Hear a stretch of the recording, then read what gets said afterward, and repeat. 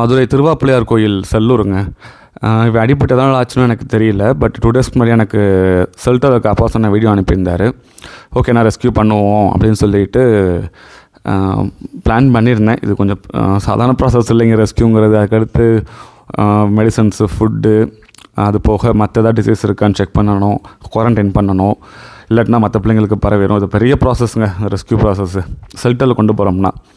So பார்த்தோம், எந்த ஒரு பரவக்கூடிய டிசீஸ் எதுவுமே கிடையாது, ஜஸ்ட் அடி மட்டும்தான் பட்டிருக்கு. ஸோ அதனால் செல்டருக்கு அனுப்பியாச்சு.